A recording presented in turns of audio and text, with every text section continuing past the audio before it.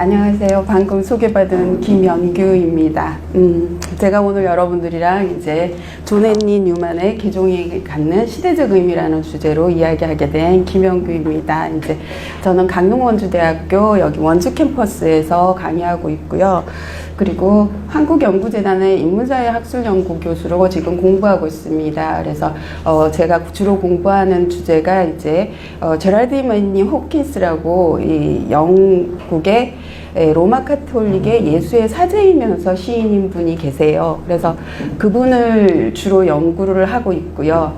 그리고 또 제가 존 헨리 뉴만을 만나게 된 계기는 제가 여기 적혀 있지만 전공이 영문학이고요. 그리고 영문학 중에서도 또 19세기 영국시를 주로 공부하고 있어서 이 뉴만이라는 사람이 개종으로 갖는 의미, 그리고 또 아까 말씀드렸던 제가 주로 공부하는 제라드 매니 호킨스, 이 사람이 개종하게 되는 결정적인 원인이 되는 분이거든요. 그래서 그것을 통해서 이분을 공부해야 되겠다는 생각을 오래도록 갖고 있다가 이제 2016년도에 한국연구재단에 3년짜리 학술연구교수라는 지원 프로그램이 있었어요. 그래서 그거를 통해서 이제 존 헨리 뉴만을 공부하게 됐습니다. 그래서 제가 공부를 하면서 아무래도 이 신학적인 그런 깊이는 조금 없겠지만 이렇게 객관적인 입장에서 조금 중립적인 입장에서 이분의 개종을 바라볼 수 있지 않을까 생각을 합니다. 사실 이분 연구는 상당히 많이 되어 있긴 하지만 우리나라에선 거의 안 되어 있고요. 그리고 또 어떤 연구든지 이분의 개종사라는 개인적인 이력 때문에 약간 감정적인 편견을 가지고 바람직하게 의도되어 있는 결론들을 가지고 연구를 조금 시작들을 하십니다. 대체로. 그래서 제가 조금 객관적인 입장에서 전해드릴 수 있지 않을까 생각하고요. 또 선교사님께서 마침 이렇게 시간을 충분히 쓰라고 하셔서 배가 좀 고프시더라도 재미가 없으시더라도 잘 참고 들어주시기 바랍니다. 그리고 끝나고 난 다음에 질문하시면 제가 아는 한에서 다 말씀드리고요. 그리고 또 제가 설명을 못 드리면 안에 이렇게 플로우에 계신 분들께서 신학적으로 이렇게 보충해주는 설명을 해 주실 수도 있을 거라고 생각합니다. 그러면 시작해 보겠습니다. 먼저 존 헨리 뉴만이 어떤 사람인지부터 간략하게 보겠습니다. 이분은 1801년부터 1890년까지 살았습니다. 그러니까 옛날 분들 치고 굉장히 오래 사신 거죠. 그래서 19세기를 거의 전부 살아냅니다. 그래서 19세기에 지나가는 어떤 사상적인 특징들, 그리고 19세기에 일어나는 주요 논쟁들, 논란들, 이런 것에 굉장히 이렇게 한복판에 들어가 있거나 아니면 이렇게 관련되어 있어서 19세기를 연구하는 사람들은 어떤 방식으로든 이분을 알 정도로 좀 그 영국 역사에서는 중요한 분입니다. 근데 우리가 오늘 이제 개종이라는 키워드로 얘기를 하니까 이분을 개종사를 이해할 수 있기 전까지의 양력만 간단하게 좀 보겠습니다. 일단 옥스퍼드 대학의 펠로우가 됩니다. 그래서 펠로우는 우리말로 하면 연구원 아니면 낮은 시작 단계에 있는 교수, 이런 사람입니다. 그래서 21세 정도에 이제 옥스퍼드 대학에서 교수가 되고요. 그러고 난 다음에 25년에 영국 국교의 사제가 됩니다. 그래서 사제로 서품되어서 이제 다른 교회에 조금 있다가 28년에 옥스퍼드 대학의 대학 안에 있는 교회에서 주임 사제로 들어옵니다. 그래서 약 28세, 27세 아주 젊은 나이에 옥스퍼드 대학에서 교수로서 그리고 대학 안에 있는 사목으로서 아주 큰 영향력을 발휘하면서 인기가 있었던 사람입니다. 이런 사람이 33년부터 41년까지 약 12년 동안 옥스퍼드 운동이라는 이게 그러니까 영국 국교회 안에서 일어난 영국 국교회의 자정운동입니다. 이 운동을 굉장히 헌신적으로 12년 동안 이끌고 난 다음에 약 4년 후에 로마 카톨릭으로 개종합니다. 그래서 이 개종이 굉장히 그 시대적으로 충격적인 사건이었습니다. 근데 이분은 이제 지금은 이제 대체로 신학자라고 이야기를 합니다. 그래서 이분은 거의 1년에 한 편씩 책을 출판했다고 할 정도로 굉장히 많은 책을 출판했고요. 이거는 제가 버밍엄에서 찍어온 사진인데 이렇게 전집으로 만들어서 셀렉션을 하면 이만큼 책이 많을 정도로 수많은 책을 냈고 그 중에 상당수는 신학책이고, 그래서 현재 로마 카톨릭이 현대화되는데 상당히 신학적으로 토대를 제공해 준 분이라고 이야기를 합니다. 그럼에도 불구하고 19세기 영국 사회에서 이분은 한마디로 개종의 아이콘이라고 불립니다. 그래서 19세기에 영국에서 일어난 로마 카톨릭으로 개종하는 모든 개종은 뉴만 책임이라고 합니다. 그만큼 큰 영향을 발휘합니다, 이분이. 그래서 이제 좀 보시면 이제 시대적으로 먼저 이야기를 좀 풀어가겠습니다. 도대체 왜 옥스포드 운동이 일어나는가? 그리고 난 다음에 옥스포드 운동을 통해서 이분이 어떤 일들을 했는가? 그리고 또 개종 과정에서 어떤 이렇게 갈등들을 겪고 어떤 생각들을 가지고 개종했는가? 그리고 이제 로마 카톨릭이 되고 난 다음에 한 일, 그리고 그분이 현재 현대 교회, 그러니까 로마 카톨릭이랑 성공회 둘 다에 남긴 어떤 그런 유산들을 보는 걸로 강의를 진행하겠습니다. 자, 그러면 먼저 19세기 초 영국 상황부터 좀 보겠습니다. 이 세 가지 키워드로 정리할 수 있는데요. 농업 생산성이 말도 못하게 향상됩니다. 그러니까 먹을 것이 넘쳐나게 되는 상황이 오죠. 그리고 인구가 과히 폭발적으로 증가합니다. 그리고 여러분들이 다 아는 산업혁명이 시작되죠. 그래서 이 세 가지 키워드가 만들어내는 어떤 현상들이 19세기에 아주 큰 영향을 미치게 되는 요인입니다.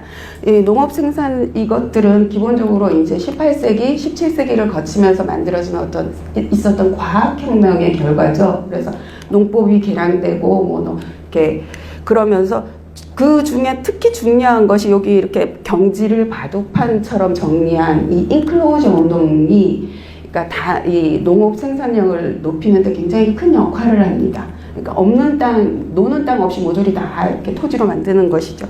그리고 인구가 이 의료 서비스, 종두법 이런 것들이 개발되면서 거의 한 1780년부터 한 50년간에 인구가 2배로 늘어납니다. 영국 인구가.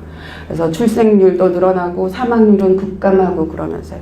그리고 이제 산업혁명은 여러분들이, 우리가 보통 산업혁명 그러면 이 가내 수공업에서 공장제 대단위 생산 요렇게 변하는 걸 산업혁명이라고 생각하는데, 그런 거는 이제 이 옥스포드 운동이 일어나는 1830년 정도가 되어야지만 일어납니다, 영국에서. 그렇지만 19세기가 끝나기 전에 이미 영국에는 모든 작은 공장 그리고 모든 탄광에서 증기 엔진을 사용할 수 있게 됩니다. 그래서 산업 자본주의가 발전할 수 있는 어떤 토대가 완전히 만들어지게 되죠. 그렇게 되면 어떤 발전이든지 발전이 생기면 당연히 그 부작용이 어둡게 짙게 드리우게 됩니다. 그래서 일단 농촌에서는 농촌대로 먹을 것이 넘쳐나지만 사람들이 힘들어집니다. 왜냐하면 이 이삭죽기라는 그림이 있잖아요. 아주 전통적으로 중세시대부터 인정해줬던 이 이삭죽기 권리 같은 것들이 다 몰수됩니다. 그리고 텃밭 같은 거 갖고 든 사람들, 텃밭 인클로저 운동 때문에 다 몰수되고요. 그리고 또 작은 땅을 일구는 사람들 있죠. 가난한 농사 짓는 사람들, 그런 사람들은 이 인클로저 운동에 참여할 수 없게 되면서 이 땅을 헐값에 팔게 됩니다. 그러면서 농업 노동자로 전락하게 되죠. 근데 인구는 넘쳐나게 됐잖아요. 그러니까 농촌 안에서도 임금 경쟁을 하게 되는 겁니다. 노동자들이. 그러니까 저임금을 감수하면서 일을 해야 되게 되죠. 그래서 다들 이제 막연히 도시로 가게 되죠. 그래서 19세기 영국의 이 19세기를 시작하는 이 초반부터 모든 도시가 인구가 넘쳐나게 됩니다. 그러니까 예를 들면 맨체스터라는 도시에, 아시죠? 영국의 큰 도시. 거기가 1760년부터 1830년까지 약 70년 동안에 인구가 16,000명에서 18만 명으로 늘어납니다. 거의 20배가 70년 안에 늘어나는 거잖아요. 이렇게 되면 도시 인프라가 갖추어질 수가 없게 되기 때문에 너무나 주거 환경도 열악하고 실제로 아궁이가 없는 집도 굉장히 많았습니다. 그래서 이런 비좁고 좋지 않은 환경에서 사람들이 다닥다닥 붙어서 살면서 뭐 병 같은 것도 쉽게 옮기게 되고요.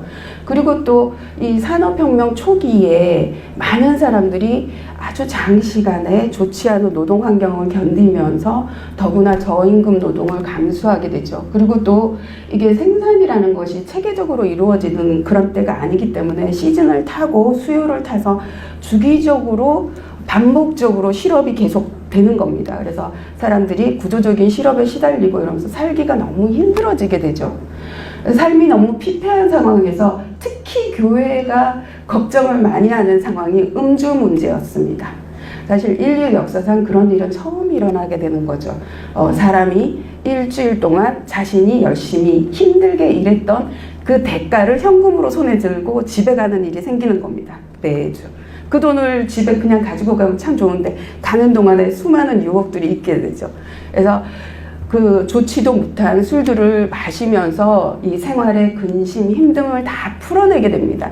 근데 한번 생각해 보세요. 토요일 날 주급을 받고 술이 취했는데 주일 예배를 가고 싶은 의지가 막 샘솟겠어요? 안 그렇잖아요. 그러니까 농촌 같은 경우는 그나마 공동체의 어떤 시선, 규약 이런 것들이 무서워서 교회를 가는데 도시는 그런 것조차 없는 겁니다. 그래서 주일 예배를 참석하지 않는 비율이 거의 20%까지 올라갑니다. 시간이 지나면 이게 점점 더해집니다. 그래서 이런 상황을 교회에서 굉장히 심각하게 바라봅니다. 모든 종파가. 그러면 이때 교회들이 어떤 일들을 했는지 조금 보겠습니다. 자, 그 전에 조금 용어 정리를 하겠습니다. 그래서 영국 국교회, 영국 교회, 뭐 잉글랜드 교회 다 같은 말이고요. 우리나라에서는 이걸 아주 다양하게 쓰는 것 같더라고요. 책에 따라서. 그리고 잉글랜드 성공회, 영국 성공회가 같은 말입니다.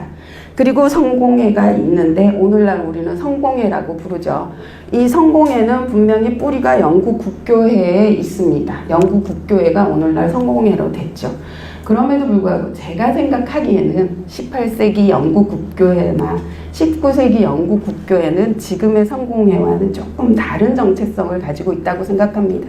그래서 영국의 국가교회라는 정체성을 가장 잘 나타내주는 영국 국교회라는 말을 제가 계속 쓰겠습니다. 물론 성공회도 쓰지만요. 그리고 또 알아두고 싶을 게 뭐냐면 이 앵글로 카톨릭주의라는 말입니다. 그래서 우리나라에서는 대체로 카톨릭 그러면 로마 카톨릭만 딱 생각을 하십니다. 그런데 이 앵글로 카톨릭주의는 영국에 맞는 영국만의 특성을 반영한 혹은 영국만의 고유한 특성의 카톨릭주의라는 뜻이고요. 그리고 이 옥스포드 운동이 그러니까 뉴만이 시작한 그 운동이 영국에 뿌리 내린 카톨릭주의입니다. 그래서 로마 카톨릭주의와 다른 개념이고요. 또 로마 카톨릭주의에 찬성하는 개념이 아닙니다. 그래서 로마 카톨릭주의는 제가 간단하게 로마라고 종종 부를 것 같습니다. 자, 그러면 일단 이분이 영국 국교회 안에서 운동을 시작하신 거기 때문에 영국 국교회의 상황을 먼저 보겠습니다. 이 영국 국교회 안에 이제 이 국교회를 쇄신해야 되겠다는 운동들이 17세기 말 이때부터 18세기 말부터 생깁니다. 그것이 가장 이제 첫 번째가 저교회파라는 것인데요. 이 저교회파는 복음주의 운동에서 시작했습니다. 그래서 저교회파에서 가장 대표적인 분은 이 라일이라고 리버풀 교회에 계셨던 목회자인데 이 굉장히 열심히 이 복음주의가 개신교적 특징이 강하잖아요. 그래서 성공회는 교계가 있습니다. 위계가 있음에도 불구하고 만민 제사장 교리 같은 것들을 이렇게 아주 활발하게 펼쳐냅니다. 그럼에도 불구하고 조금 아쉽게도 저교회파는 영국 국교회 안에서 주류가 되지를 못합니다. 그러면서 점점 갈수록 역할이 약간 위축되는 그런 결과를 가져옵니다. 근데 제가 물을 좀 마시겠습니다.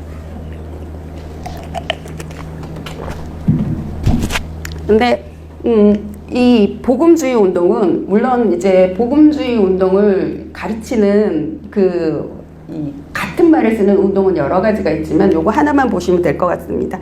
이 18세기 초에 존 웨슬리라는 분이 이제 영국에서 복음주의 운동을 시작하는데 시작은 영국 국교회 안에서 시작하셨습니다. 이번은 영국 국교회 사제였는데 이것이 오히려 이 개신교 쪽에 굉장한 영향을 미칩니다. 그래서 이분이 그러니까 그 어떤 신앙의 권위 중심을 개인 그리고 성경 읽기와 그 성경 읽기를 통해서 일어나는 개인의 마음의 변화 이런 것에 무게를 두면서 이것이 국교회 바깥의 그 개신교들 그러니까 비국교회들에게 큰 영향을 미칩니다. 그리고 또 이 복음주의 운동이 굉장히 사람들에게 호감을 많이 사는데 일반 기독교인들이 할 수 있는 어떤 도덕적인 강령들 있죠. 그러니까 주일 예배 참석하기라든가 이웃에게 나누는 마음을 실천하는 자선행위 강조 뭐 이런 것들을 통해서 개신교에 굉장한 활력을 불어넣습니다. 그러면서 영국 국교회를 현실적으로 위축시키는 결과를 가져옵니다. 그래서 옥스퍼드 운동이 일어나는 1830년 정도가 되면 영국에서 국교회 신자가 50명이면 비국교회 신자가 50명이 될 정도로 국교회의 현실적인 위치를 축소시킵니다. 그리고 또 하나의 분파는 이제 광교회파라고 하는데 이들은 종교적으로 어떤 자유주의를 실천하고자 하는 자유주의 사상가들입니다. 최초의 이 광교회파라는 건 널굴광이잖아요. 그래서 이 그림을 보셔도 아시겠지만 영국 국가교회로서 영국 국교회는 모든 신자를 영국 국민 전체를 포괄할 수 있어야 된다는 그런 생각을 가지고 있었습니다. 어떻게 보면 세계 교회주의의 아주 초보적인 단계라고 할 수 있는데 사실 이때만 해도 이 자유주의가 사상적으로 그렇게 깊이 있게 체계적으로 이렇게 발전하던 시기가 못 되었기 때문에 상당히 거칠게 이것들이 진행되었고 정치적으로 진행되었습니다. 그래서 어떻게 그러면 영국 국가교회로서 영국 국민들을 다 포괄할 것이냐? 그러면 이렇게 영국 국교회의 장벽을 낮춰야 된다는 겁니다. 그래야지만 외부 사람들이 다 쉽게 들어올 수 있죠. 그래서 영국 국교회의 장벽은 어떻게 낮추느냐? 영국 국교회만의 특성들, 영국 국교회만의 특성을 보이는 교리들은 없애자는 방향으로 진행이 됩니다. 그러면서 뭐든지 받아들여서 포괄하자라고 해서 이 종교를 약간 이 킹즐리라는 분이 좀 이 광교회파에서 가장 유명한 대표적인 목회자셨는데 어느 정도로 이분들이 무엇을 잘 받아들이면서 합리주의적이고 자유주의적인 생각을 했냐면 이분이 다인의 진화론이 영국에서 발표되고 가장 먼저 자신의 신학체계로 받아들인 분입니다. 그리고 강론에 그 생각들을 설파하고요. 그만큼 이 국교회에서 자유주의자들은 뭐든지 받아들이면서 국교회의 특성을 없애는데 이것들이 이제 국교회의 어떤 권위나 전통을 약화시킨다고 보는 세력이 이제 옥스퍼드 운동입니다. 이거는 사실 고교회파라는 이 국교회의 종파에서 시작된 운동인데 옥스퍼드 대학에서 시작했다고 해서 옥스퍼드 운동입니다. 그런데 전국적인 운동으로 커지게 됩니다. 세 분이 시작을 하시는데요. 여기서부터 퓨지, 뉴먼, 키본 이렇게 세 분입니다. 이 세 분이 이제 30대 초반, 30대 초중반, 30대 후반 이렇게 젊은 옥스퍼드 대학의 교수였고요. 셋 다 영국 국교의 사제였습니다. 그래서 영국 국교의 사제이자 이 옥스퍼드 대학의 교수인 사람들이 이 국교회를 정상화시켜보자라고 시작한 운동이 옥스퍼드 운동입니다. 운동을 직접적으로 시작하게 된 계기는 이겁니다. 아일랜드 교회 세속 권리 법안이라고요. 아일랜드는 인구의 90%가 로마 카톨릭 교도입니다. 그리고 아주 극소수만 이제 성공의 신자인 거죠. 그러니까 영국인이거나 아니면 아일랜드에서 아주 상층부인 사람들만, 그 외에는 전부 다 로마 카톨릭 교도입니다. 근데 영국에서 어떤 그 식민 지배의 상징성을 위해서 아일랜드에 주교구를 22개를 배치하고 있었거든요. 근데 의회가 보기에 이것이 첫째, 쓸데없이 돈만 쓰면서, 신자도 없는데 돈만 쓰면서 경제적으로 낭비를 한다. 두 번째, 정치적으로 아무 하는 일도 없으면서 유명무실하면서 아일랜드인들의 민족주의적 감정만 자극한다 라는 생각을 하는 겁니다. 그래서 이거를 12개로 통폐합하자라고 영국 의회에서 이제 법안을 발표하려고 합니다. 그러니까 뉴만을 포함해서 옥스포드 운동 세력들은 어떻게 세속 국가가 하느님으로부터 권한을 부여받은 그런 교회의 권한을 침탈할 수가 있느냐라고 엄청나게 분노를 합니다.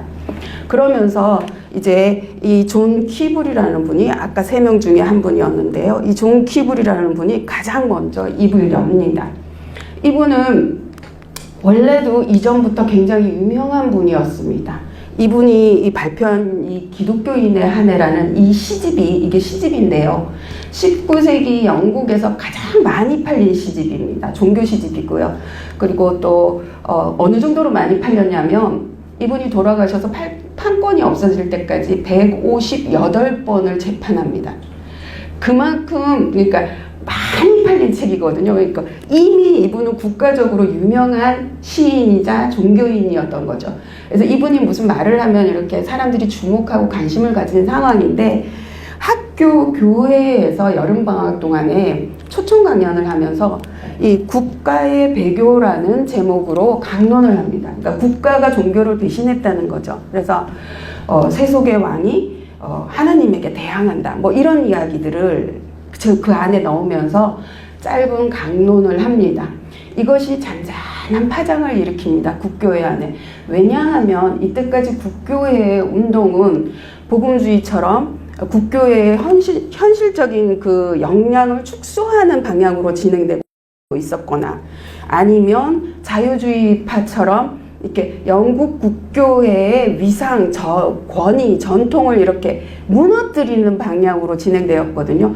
근데 이 옥스포드 운동은 국교회 안에서 처음으로 영국 국교회를 이렇게 두면 안 된다, 그 위상을 회복시켜보자 라는 생각을 주장했습니다. 그래서 이렇게 잔잔한 파장이 일어나는데, 그렇지만 사실 무슨 운동이든지 간에 사상이 운동이 되기 위해서는 그것을 체계화하고 대중화하면서 동력을 불어넣는 사람이 있어야 되죠. 그거를 뉴만이 합니다. 옥스포드 운동에서는. 그래서 뉴만이 보고 이것은 시대를 위한 소책자라는 걸 먼저 출판을 합니다. 그래서 보시면 요게 이제 시대를 위한 소책자이고요. 그리고 요건 71번인데 요것도 뉴만이 썼습니다. 그리고 당시에 이걸 팔았습니다. 이렇게 5펜스씩 팔았어요. 그러니까 결코 싼 돈이 아닌 거죠. 그럼에도 불구하고 이게 굉장히 이렇게 불티나게 팔립니다. 그 상황에서. 그래서 이 시대를 위한 소책자라는 거를 발매를 하고, 이제 첫 번째 소책자를 뉴만이 씁니다. 제목을 보시면 아마 이 옥스포드 운동의 성격이 분명하게 규정될 수 있을 겁니다. 성직자에게 존경을 담아 전하는 사도적 사명에 대한 생각입니다. 그래서 복음주의는 대체로 신앙 전파의 대상이 일반 기독교인이었고요. 그리고 자유주의 운동은 대체로 이 운동을 정치권과 어떻게 세력을 합치면서 이 일들을 풀어내려고 했습니다. 근데 옥스포드 운동은 영국 국교 안에서 처음으로 이렇게 목회자들에게 사도적 사명에 대해서 한번 생각해 보자고 이야기를 하는 거죠.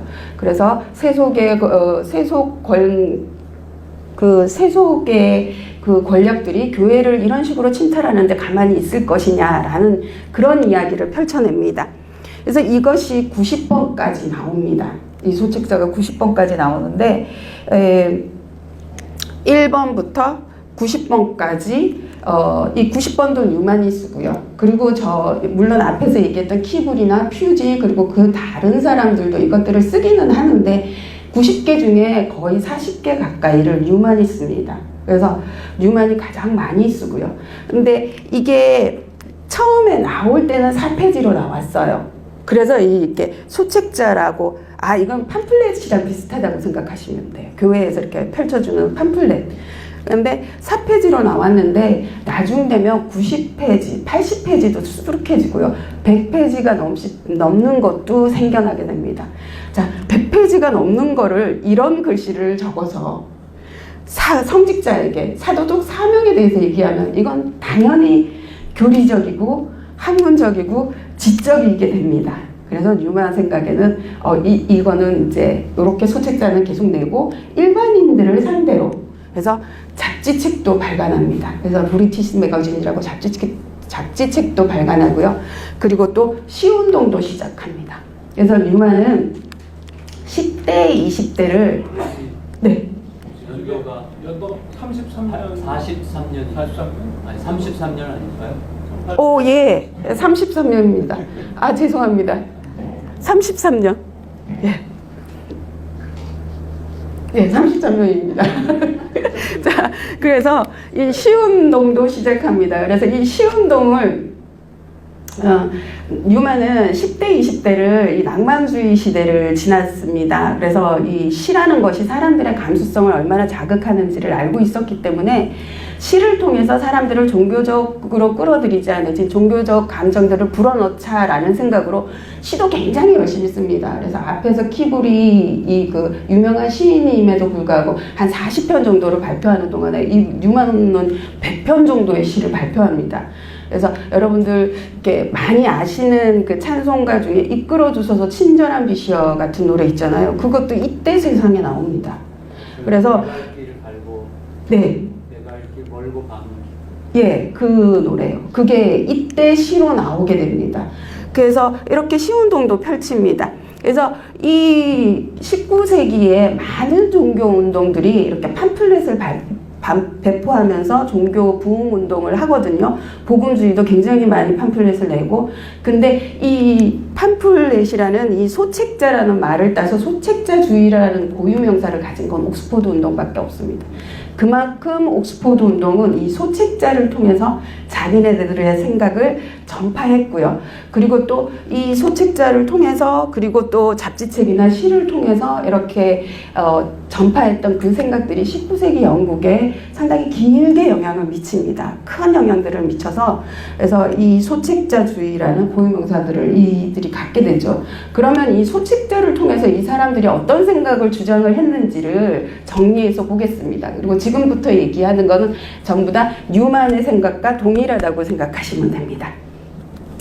일단 운동의 목표는 이거는 뉴만이 발표한 책인데요. 영국 교회의 중도라는 제목입니다. 그래서 뉴만은 영국 국교회가 진정한 중도에 있는 사도 전통을 승계한 지구상에 있는 유일한 가톨릭 교회가 되어야 된다고 생각했습니다. 애초에 영국 국교회는 이런 목적을 가지고 탄생했기 때문에 그렇게 돌아가야 된다고 생각한 겁니다. 하나씩 설명을 드리자면 중도라는 건 이제 우리가 보통 중용이라는 말로 많이 설명하는데 현실적으로 위치가 중간이라는 뜻도 있습니다. 그래서 뉴만의 생각은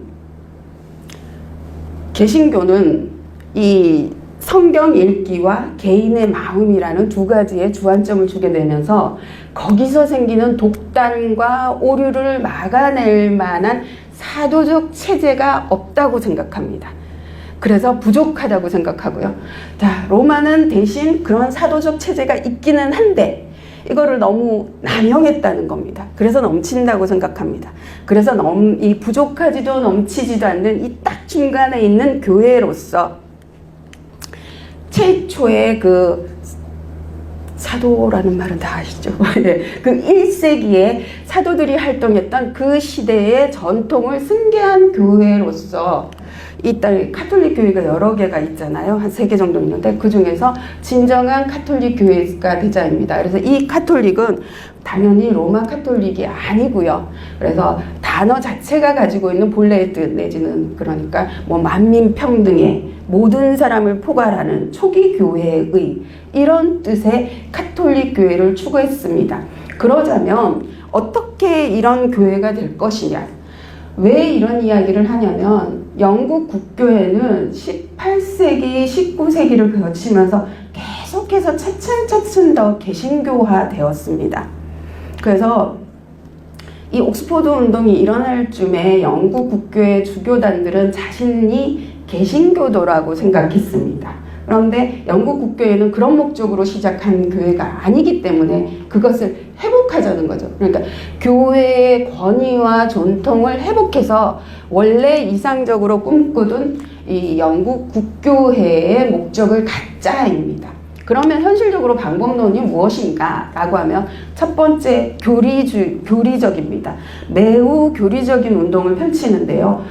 가장 중요하게 본 건 교부신학입니다. 그러니까 교부신학이라는 건 1세기에 요한 사제가 돌아가시고 그 다음 2세기부터 그러니까 5세기 중반 그래서 구체적으로는 한 451년에 칼케돈 고미에라고 있거든요.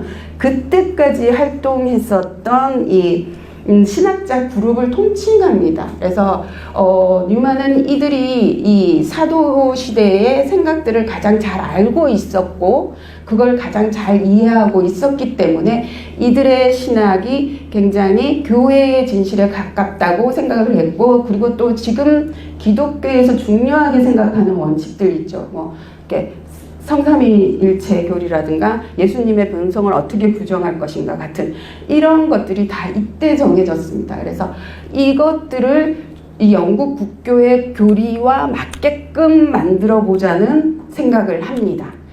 그것이 이제 갈수록 이제 문제들을 조금 양산 이렇게 논란들을 만들어내는데요. 그리고 17세기 캐롤라인 신학은 사실 영국 국교회는 헨리 8세가 수장령을 선포하고 난 다음에 생겨난 교회잖아요. 그래서 사실 16세기는 계속 정치적으로 이렇게 혼란을 겪습니다. 이 종교가. 그러다가 17세기 초반에 이제 캐롤라인 시대들하고 그 시대 때 이 신학자들이 이 영국 국교의 신학들을 이제 교리들을 이렇게 탄탄하게 만드는 일군의 신학자들을 일컫는 말인데요. 이것은 약간 갈수록 약화됩니다. 이 옥스포드 운동에서. 왜냐하면 뉴만이 이렇게 말을 하는데 17세기 캐롤라인 신학자들은 그러니까 하나님으로부터 부여받은 권한이 있었지만 지금 우리 국왕은 그렇지가 않다라고 이야기를 합니다. 이 말은 곧 17세기 캐롤라인 신학 때는 그러니까 국왕이 교회의 권한을 지켜줬지만 지금 우리 국왕은 교회의 권한을 지켜주지 않는다. 그러니까 17세기 캐롤라인 신학은 우리 현상에 맞지 않는다라는 결론이 되죠. 그래서 점점 갈수록 교부 신학으로 무게가 커지게 됩니다. 그러면 이거는 교리적인 방법으로 권위를 회복하자. 전통을 추구해서 교회의 권위를 회복하자라는 것이고요. 그리고 현실적으로 눈에 보이는 가시적으로 어떤 방법들을 추구할 것인가 라고 할 때 첫 번째 이 영국 국교회가 개신교화되면서 점점 사라졌던 카톨릭 의례를 다시 회복하자입니다. 그래서 예를 들면 세례라든가 영성체라든가 뭐 이런 것들을 계속해서 영국 국교회에서 교리로 받아들여야 된다는 생각 때문에 그런 생각을 교리적으로 설파하는 소책자들을 계속해서 출판하게 됩니다. 이제 이것들이 이제 문제들을 조금 만들어내게 되죠. 그리고 또 목회자 영성을 회복해야 된다고 얘기했습니다. 그러니까 뉴만이 영국 국교회에도 신학대학을 세워야 된다라고 얘기를 했습니다. 영국 국교회는 저때까지도 신학대학이 없었습니다. 그러면 신학대학이 없는데 어떻게 목회자가 될 수 있느냐? 일반 옥스포드 대학이나 캠브리지 대학처럼 이렇게 일반 명문대학을 갑니다. 그래서 거기서 교직 이수하듯이 신학이라는 과목을 선택해서 대학을 졸업하고 본인이 이렇게 결정을 하면 영국 국교회 사제가 되겠다고 신청을 해서 심사를 받고 부제가 돼서 1년을 해서 별 문제가 없이 교회에서 통과가 되면 사제가 됩니다. 그래서 영국 국교의 사제는 어떤 신학적인 훈련 아니면 영성적으로 깊이 있는 사고들 이런 것들에 훈련된 사람들이 아니라 세속 교육을 받고 세속적인 목표들을 꿈꾸면서 세속에서 생활하던 사람들이 교회의 사제가 되는 겁니다. 그러니까 이들은 당연히 이 교구에 배치되면 그 교구에 가서 머무는 것보다는 런던에 와서 이렇게 사교 활동하고 정치적인 활동을 하면서 자신의 입지를 생각하게 되죠. 그래서 그 당시 영국 국교의 주교단과 상원의원은 거의 교집합이었습니다. 이만큼 영국 국교의 사제는 정치적인 집단이었거든요.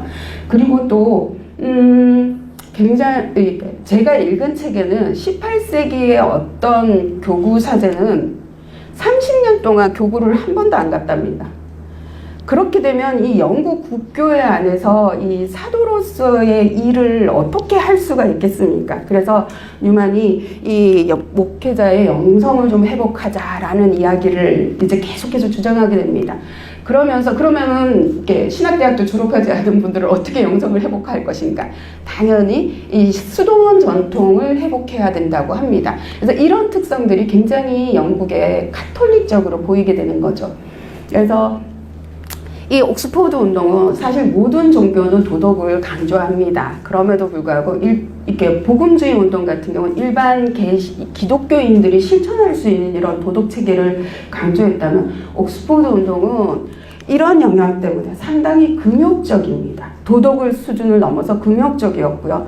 그래서 옥스포드 운동에 헌신하신 분들은 대체로 독신을 유지하십니다. 그래서 그만큼 이 금욕적이었고요. 그리고 옥스포드 운동 기본적으로 교리적인 운동이었습니다. 그래서 영국 국교회가 17세기의 캐롤라인 신학 시대를 지나고 거의 이 신학적인 교리적인 논쟁을 안 합니다. 그런데 이 영국 국교회 안에 처음으로 우리 교리 싸움을 해보자 라고 해서 어떤 교리적인 논쟁들을 계속 펼쳐내면서 지적인 어떤 분위기로 영국 국교회 안에 활력을 불어넣게 됩니다. 근데 이 운동이 그래서 5년 정도가 지나면 영국 전역에 발표되게 됩니다. 영국 전역에 인기가 있게 되는데 한번 그냥 생각해 보기에도 영국 국교의 신도로서 영국 국교회를 다시 국가교회로서의 유일한 위치로 만들어보자. 반석에 세워보자 라는 것이 마음이 들뜨는 이야기가 되죠. 그리고 처음에 이 옥스포드 운동은 상당히 애국주의와 연결해서 이 이야기들을 풀어냈습니다. 그래서 그런 것들도 사람들의 마음에 들었고요. 그리고 또 일반 사람들이 보기에 영국 국교의 사제가 개신교에 그 열성적으로 활동하는 이 목회자들과 너무 비교가 되는 겁니다. 세속적으로.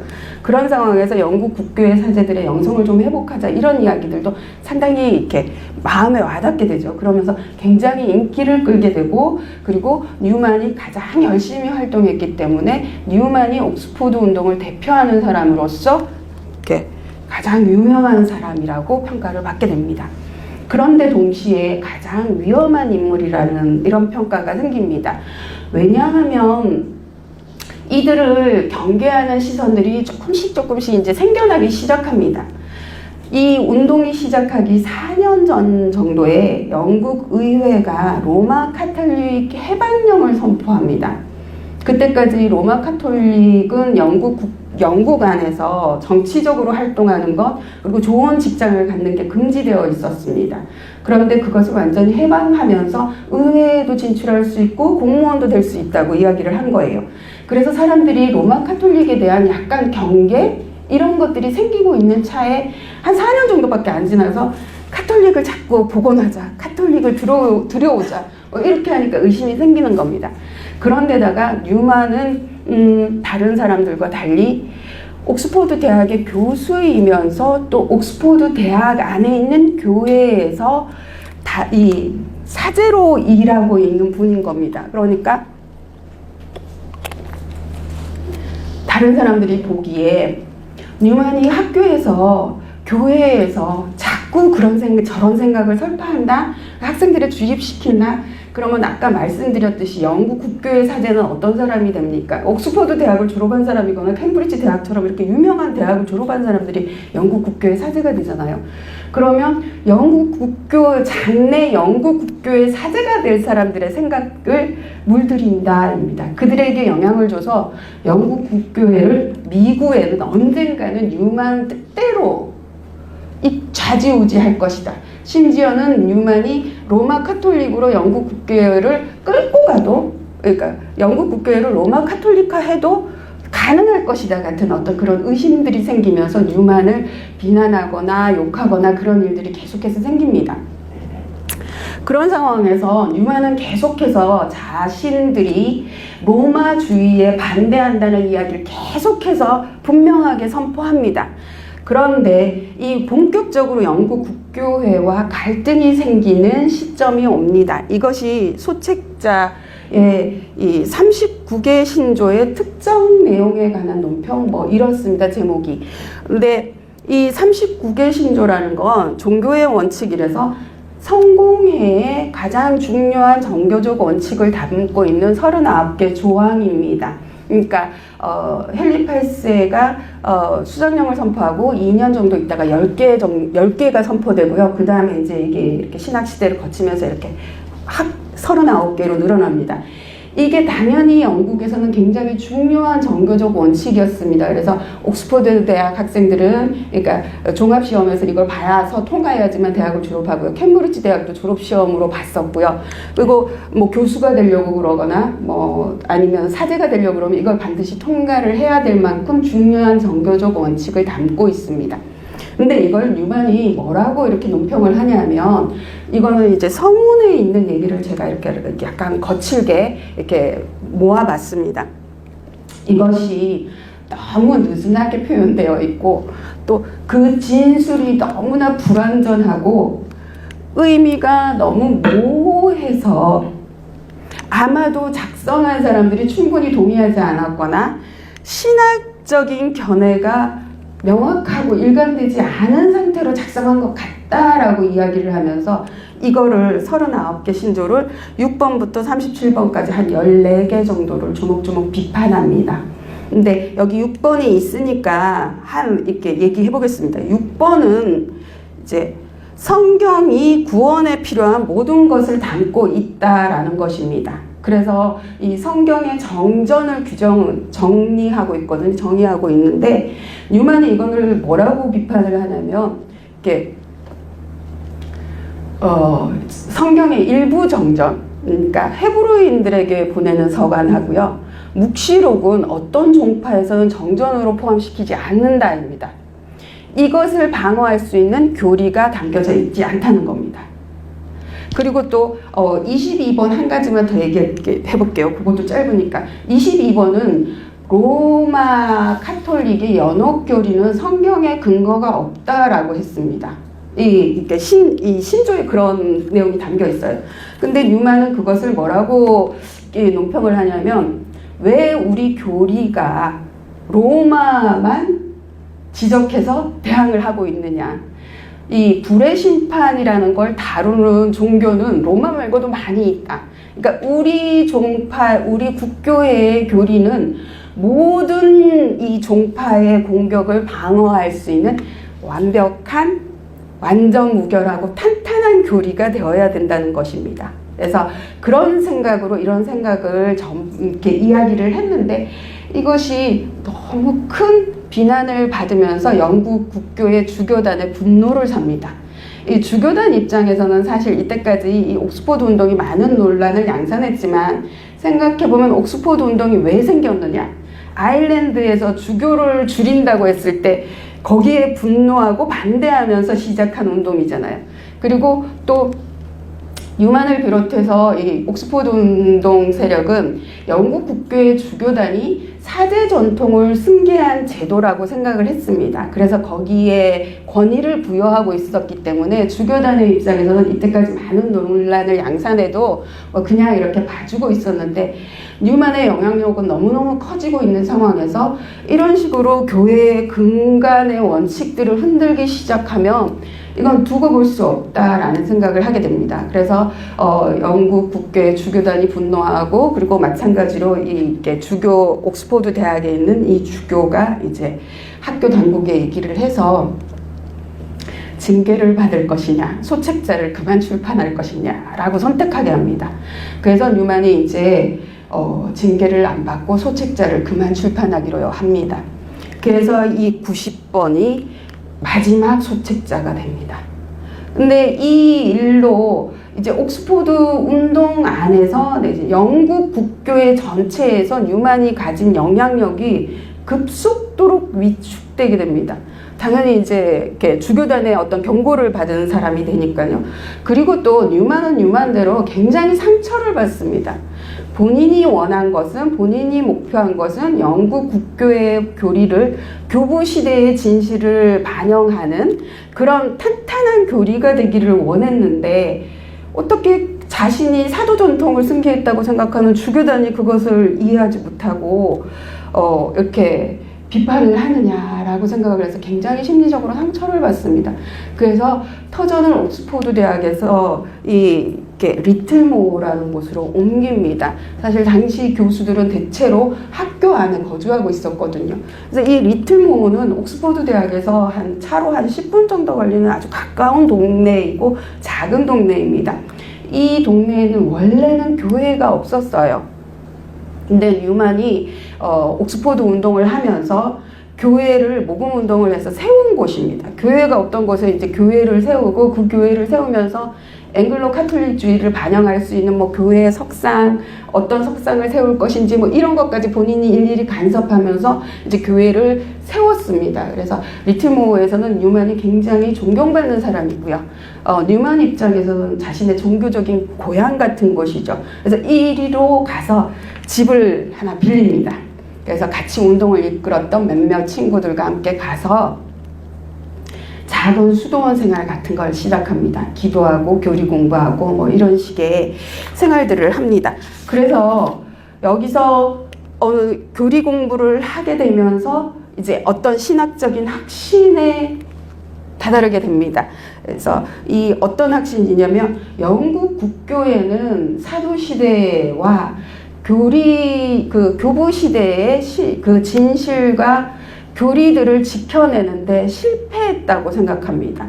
왜냐하면 교회가 분파로 흔들려 있고 또 외부 세력들을, 외부의 관념들을 자꾸 받아들이면서 국교의 전통을 잃어버리게 됐기 때문에, 그래서 본인이 국교회 안에서 할 수 있는 일이 더 이상 없다는 확신을 가집니다. 그러면서 동시에 로마는 영국 국교회가 그 교부적인 교부 전통 그것들을 지켜내는데 실패했지만 로마는 최소한 그 자리에 그냥 있었다는 생각을 합니다. 그래서 로마로 가야 되겠다는 어떤 신학적인 확신을 가지게 됩니다. 그래서 43년 요때 이 교회가 아까 말씀드렸던 옥스포드 대학 안에 있는 대학교회입니다. 동정녀 마리아 교회라고 하는데요. 굉장히 크고 아름다운 교회입니다. 여기에 주임 사제직을 이렇게 사임합니다.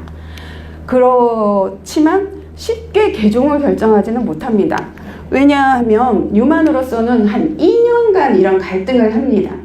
우선 첫 번째 갈등은 자신이 옥스포드 운동을 이끌면서 영국 국교회 사람들에게 주었던 어떤 그런 믿음, 그것을 배신하게 되는 어떤 상황, 그리고 그 사람들이 지금 현재 겪고 있는 당황, 불안한 놀라움, 이런 것들에 대한 걱정, 미안함이 있는 겁니다. 그러니까 이렇게 사회적 역할에 대한 어떤 그런 생각을 하게 되죠. 그러면서 이분이 개종할 때까지도 이 현재 로마 카톨릭의 상태는 그다지 만족스럽지 않다라는 이야기를 합니다. 그러니까 뭐가 만족스럽지 않은지는 구체적으로 이야기를 안 하고 있는데요. 하여튼 만족스럽지는 않습니다. 그럼에도 불구하고 이 변화를 해야 되겠다고 생각하는 중요한 이유 중에 하나가 우리 교회가 종파로 나누어져 있다는 겁니다.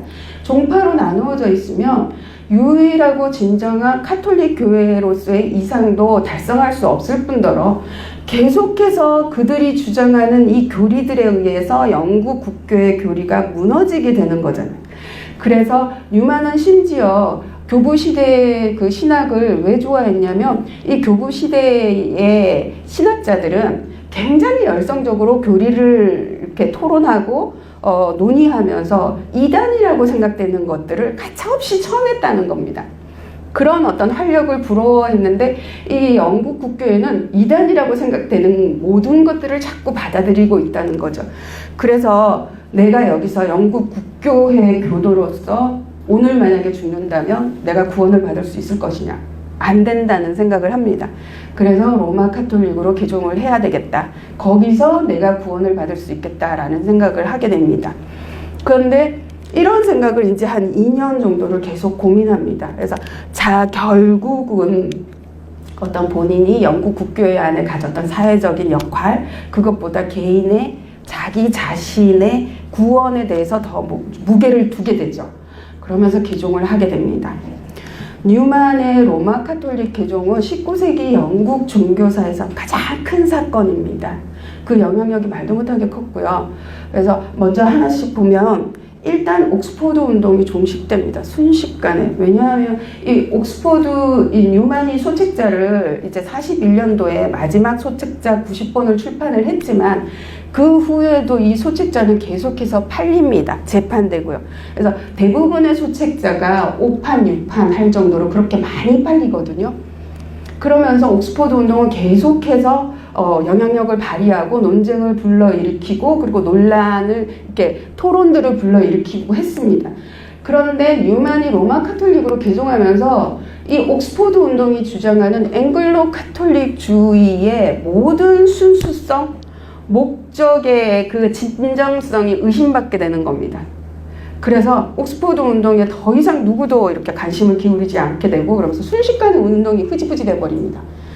그리고 앵글로 카톨릭주의가 위축되게 됩니다. 그러니까 이 옥스포드 운동을 통해서 한 12년 동안에 앵글로 카톨릭주의가 이제 영국의 저변을 확대하고 뿌리내리기 시작하는데 이것이 갑자기 로마와 구분되지 않으면서 로마화 되었다는 의심을 불러일으키면서 갑자기 위축되어 버립니다. 그래서 이 앵글로 카톨릭주의는 영국에서 굉장히 오랫동안 고생합니다. 되게 비난도 많이 받고 조롱도 많이 받고 그러면서 1890년이 지나면서 교회에서 복원되고 그리고 지금 영국 그 성공회의 주요 교회 특징으로 자리 잡게 됩니다. 그간에는 굉장히 큰 고생을 하게 됩니다. 그리고 당연히 로마 카톨릭에 대한 반감이 어마어마하게 증가합니다. 그러니까 로마 카톨릭 해방령이 생기고 난 다음에 사람들이 막연히 싫어. 로마 카톨릭이 우리나라에 들어오는 거 싫어. 뭐 이런 식의 생각을 가졌다면 이제는 아주 구체적인 사건을 보고 두려움을 갖게 되는 겁니다. 아주 쉽게 말하면 로마 카톨릭은 이런 일을 할 수 있구나 라는 생각을 하게 되는 겁니다. 영국 국교에서 그 긴 시간을 헌신해 놨다가 사람들을 이끌고 로마 카톨릭으로 개종한다 이런 거죠. 그래서 로마 카톨릭에 대한 영국의 반감은 사실 19세기가 끝날 때까지 해결되지 않습니다. 그래서 영국의 로마 카톨릭은 이 사제들, 아주 소수의 엘리트 집단의 사제들, 상층부, 그리고 아주 가난한 도시 빈민 중심의 하류층, 이렇게 양분된 체제로 19세기를 계속 유지합니다. 영국 로마 카톨릭으로 중산층이 영국에서 개종하는 일은 거의 안 일어납니다. 거의가 아니라 전부 안 일어난다고 보시면 됩니다. 그러면 영국 로마 카톨릭 교회에서 중산층이 어떻게 생기냐? 이 노동운동을 통해서 노동자 지위가 향상되면서 이 하류층 도시 빈민들 노동자 계층이 중산층으로 발돋움하면서 이렇게 상중하가 갖추어지는 체계가 됩니다. 그만큼 로마 카톨릭에 대한 반감을 깊게 하는 원인이 됩니다. 그리고 당연히 뉴만은 국가적인 배신자, 반역자라는 낙인이 찍힙니다. 그래서 뭐 신문의 사설이고 뭐 이렇게 잡지의 논평이고 글을 쓸 수 있는 사람, 말을 할 수 있는 사람은 모조리 다 뉴만을 동시에 욕하는 것처럼 영국 사람들의 생각은 이랬습니다. 어떻게 영국 국왕을 버리고 남의 나라의 교황을 따라갈 수 있느냐? 그러니까 반역자다. 뭐 이런 생각을 하게 되는 거죠. 그래서 어마어마한 비난을 받게 됩니다. 유일하게 좋은 것이 이제 영국 내 로마 카톨릭이 되죠. 영국 내에서는 일반인들이 영국인들이 로마 카톨릭으로 개종하는 일이 없음에도 불구하고 로마 카톨릭이 계속해서 커지고 있었습니다. 왜냐하면 그때 아일랜드에 간자 기근이 생깁니다. 그러니까 그 사람들이 굶어 죽지 않기 위해서 이렇게 아일랜드를 빠져나오는데 가장 가까운 곳이 영국이잖아요. 그래서 영국으로 아일랜드 이민자들이 굉장히 많이 들어오게 되는데 이들이 자신의 그 종교인 로마 카톨릭을 가지고 옵니다. 그래서 로마 카톨릭 교회를 가는데 영어를 할 줄 아는 영국인 신부가 없는 겁니다. 영국은 그런 걸 키워낼 만한 환경이 안 되었잖아요.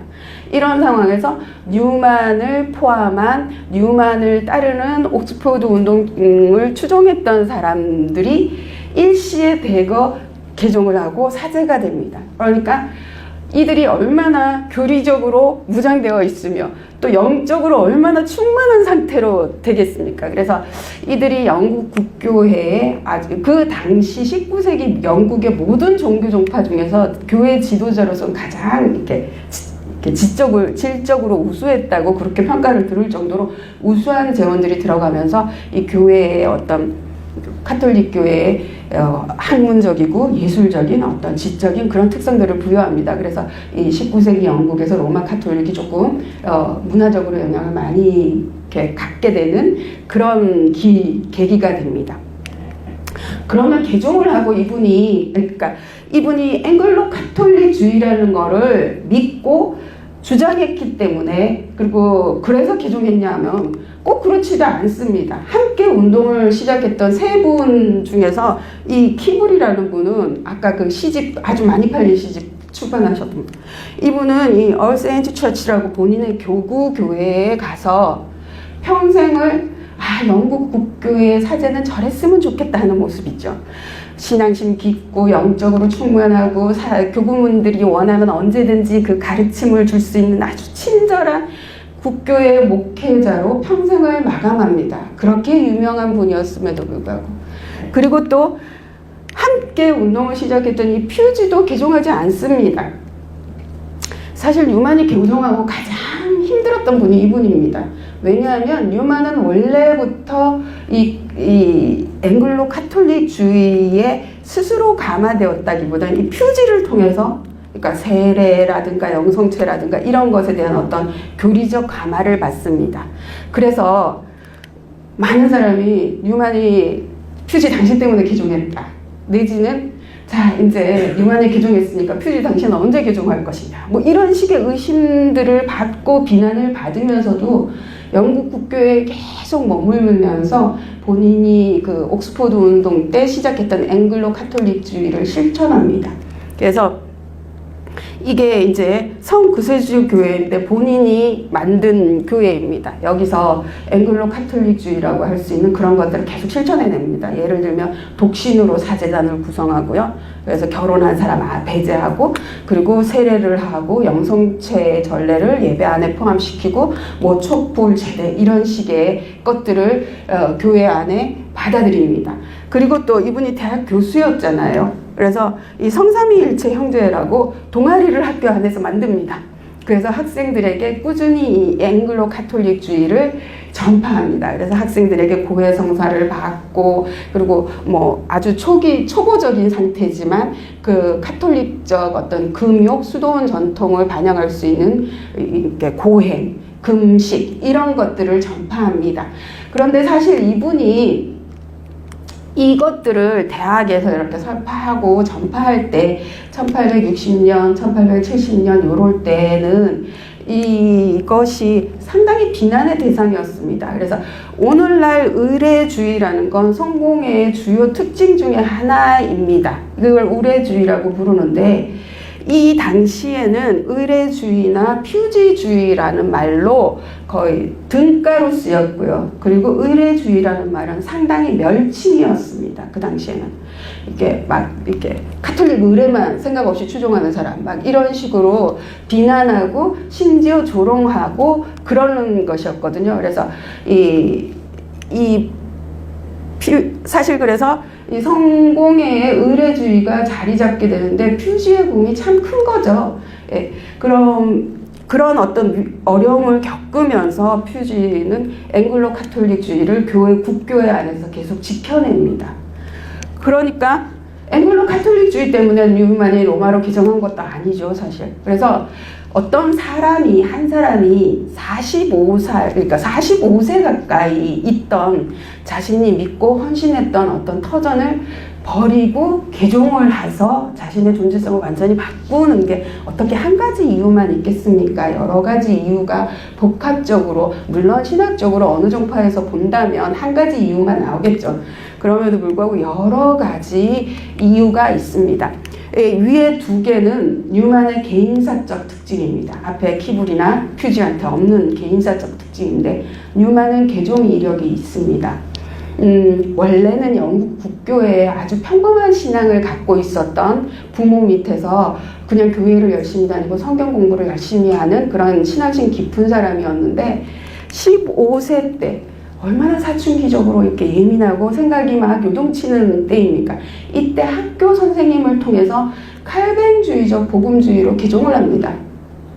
그래서 이 신앙을 계속 유지해서 대학 다닐 때까지 가지고 있습니다. 그래서 이 고교회파 중심의 대학에서 대학 다니는 동안은 약간 왕따일 정도로 그렇게 이 신앙을 고수하고요. 이 신앙을 버리게 된 건 퓨지와 키불 같이 그 친구들을 만나게 되면서 이 신앙을 버립니다. 근데 이것이 뉴만 스스로도 자신한테 가장 중요한 사건이었다고 이야기를 하고요. 그리고 뉴만을 연구하시는 분들도 대부분 뉴만에게 가장 중요한 계정이었다고 얘기를 합니다. 왜냐하면 이때 뉴만의 어떤 종교적인 태도, 그것들이 된 사건입니다. 그러니까 첫째, 지적으로, 교리적으로, 도구마적으로 종교가 만족되어야지만 그 종교를 믿고 선택하는 것. 그리고 두 번째, 개인적으로 영성을 추구하고 그 영성에 맞는 위치를 스스로 선택해야 된다는 어떤 태도적인 것들. 이 두 가지가 결정이 돼버립니다. 그래서 뉴만이 영국 국교회를 버리고 로마 카톨릭으로 개종하는데 이게 굉장히 중요한 심리적인 어떤 추동 원인이 되었다고 봅니다. 그러니까 영국 국교회가 교리적으로 나한테 마음에 안 든다. 그리고 또 나의 영성을 이렇게 만족시켜주지 못한다. 이런 것으로 로마 카톨릭으로 개종했다는 거죠. 그리고 두 번째가 이탈리아 여행입니다. 옥스포드 운동을 하기 전에 약 거의 1년 가까운 시간을 유럽 여행을 하면서 이탈리아를 여행합니다. 거기서 어떤 교회의 전통이 눈에 보이는 형태로 남아있는 것 있죠. 거기서 오는 어떤 권위와 전통이 주는 아우라들. 그러니까 쉽게 말하면 이게 눈에 보이지 않는 교회, 그 하늘의 교회가 현실에서 보이는 것으로서 표징되고 있다고 생각합니다. 그 권위들, 그것들로서 느껴지는 권위들, 전통에 굉장히 크게 감화를 받습니다. 그거를 그대로 가지고 와서 옥스포드 운동에 헌신합니다. 그러니까 뉴만이 생각하기에 만약에 본인이 추구하는 권위와 전통이 어딘가 여기가 부족하다 그러면 로마로 가게 되어 있었던 것이죠. 그리고 두 개는 영국 국교회에 대한 불만입니다. 뉴만은 아까도 여러 번 말씀드렸듯이 영국 국교회의 분파가 마음에 안 들었습니다. 그것이 영국 국교회를 현실적으로 약화시키는 것이라고 생각했고요.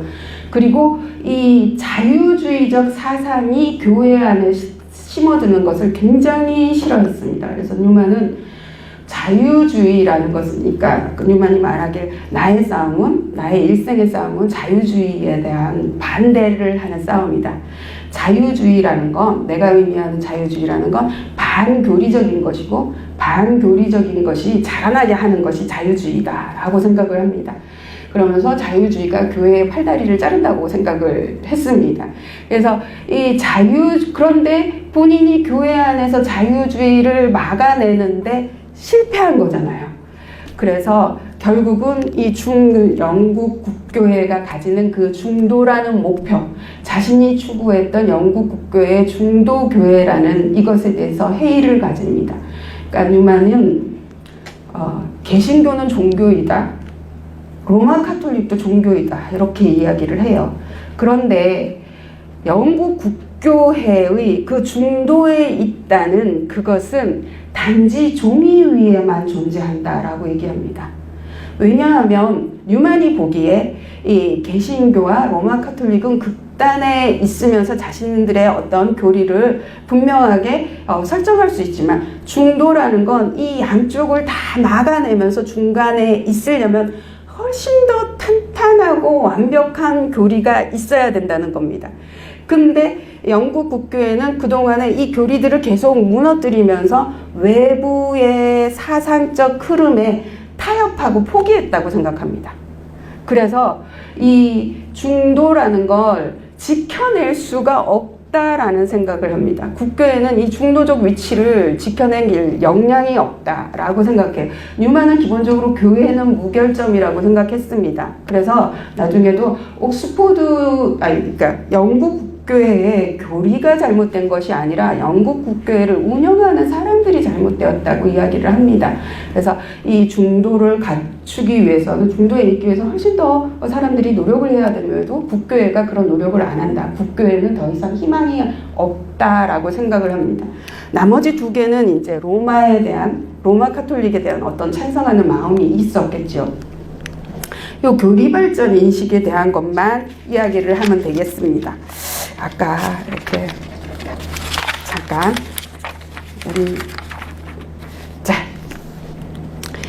뉴만은 이렇게 생각했습니다. 뉴만이 생각하는 교회적 진실은 사도 시대에 결정되었고 그것에 가장 합당한 교리는 교부 시대에 다 정해졌다고 생각합니다.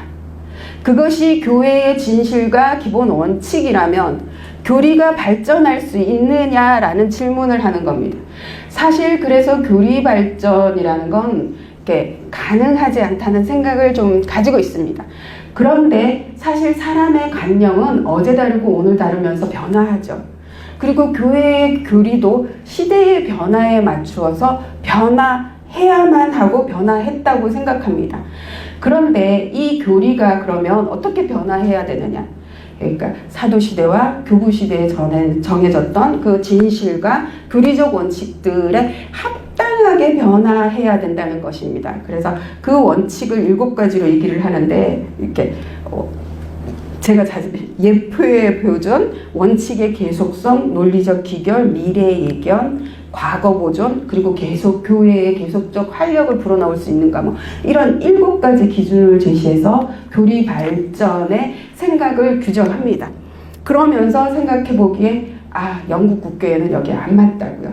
로마는 최소한 이 교리들을 발전시키는 과정에서 영국 국교회는 포기하고 타협하면서 이 교리들을 무너뜨려 왔는데, 이 로마 카톨릭은 최소한 선택했더라 이겁니다. 어떤 사도적인 체제에서 논의를 해서 선택했다.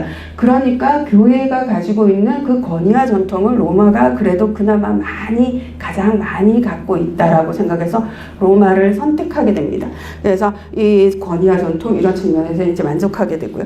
그러면 교리적 핵심 중에서 이 교황 무료성만 설명하면 될 것 같은데요. 뉴만의 교황 무료성에 대해서는 상당히 오해가 많이 있습니다. 그래서 뉴만의 교황 무료성은 이렇게 상당히 온건하고 중도적이고, 중도적이었는데 이렇게 말했습니다. 그러니까 교황이라는 특정 지위에서 선포한 특정 교리는 무료라고, 그러니까 오류가 없다고 신학적으로 설명할 수 있다라고 했습니다. 그러면서 또 이 교황 무료성 교리가 로마 교리로 선포되는 것을 반대했습니다.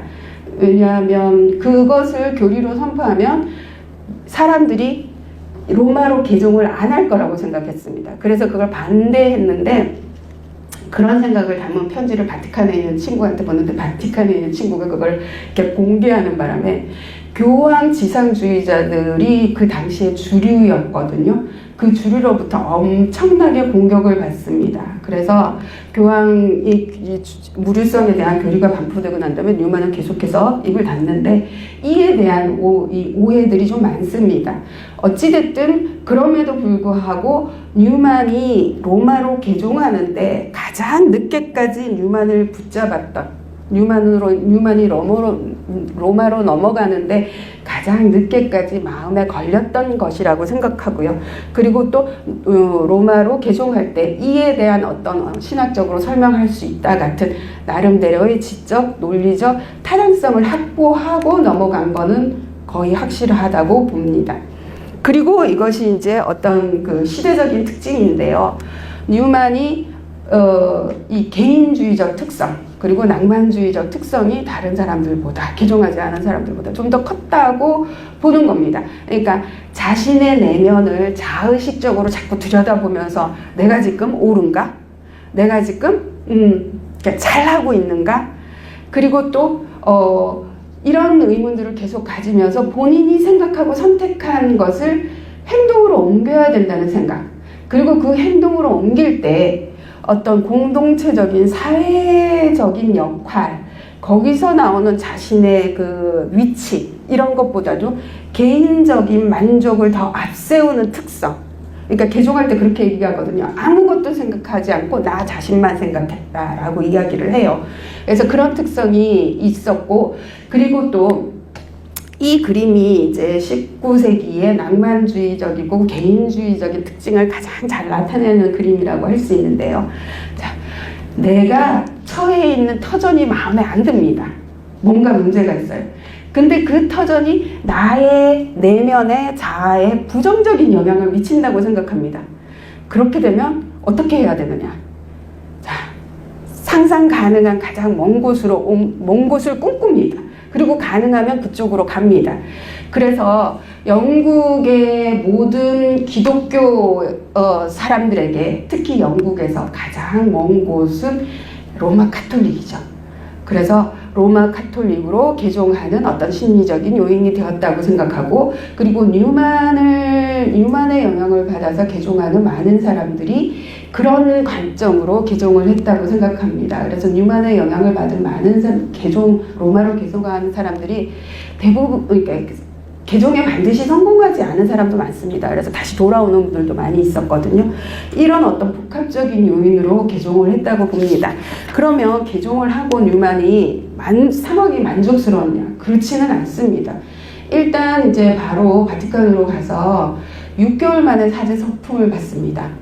사제가 되기가 그렇게 쉬워서가 아니라 뉴만이 지나온 어떤 이력들, 그것들을 그대로 다 인정해주고, 그리고 무엇보다도 영국의 로마 카톨릭 상황이 너무 급했습니다. 사제 하나라도 더 보내야 되는 그런 상황이어서 보냅니다. 그런데 올 때 세인트 필립 네리 수도회라고 이 수도회를 세우려고 옵니다. 근데 이거를 지금은 간단하게 버밍엄 오라토리라고 부르는데요. 왜냐하면 이 함께 일을 시작했던 분이 뜻이 안 맞아서 런던에 가서 이 오라토리를 세웁니다. 똑같은. 그래서 지금도 영국에서는 런던 오라토리, 버밍엄 오라토리 이렇게 구분해서 부르고 있고요. 이 일로 뉴만이 상당히 이렇게 상처도 받고 함께 일했던 사람이니까, 그리고 또 모금 운동하는데도 이렇게 돈이 두 군데로 나눠줘야 되니까 좀 고생을 합니다. 이게 지금 이 수도의 버밍엄 오라토리 사진이고요. 그리고 아일랜드에 가서 유니버시티 칼리지 더 버를린이라는 대학을 세웁니다. 이 대학이 지금은 이 아일랜드 국립대학 중에서 최고 명문입니다. 그런데 당시 뉴만이 생각했던 그 목적은 아일랜드에 있는 로마 카톨릭 교도에게 옥스포드 대학처럼 명문 교육을 시키겠다라는 생각으로 대학을 세우고 초대학장이 돼서 한 6년 정도를 가서 굉장히 고생을 하는데, 아일랜드에 있는 로마 카톨릭 그 관구와 뜻이 잘 안 맞으면서 이제 한 6년 정도 지나고 돌아오게 됩니다.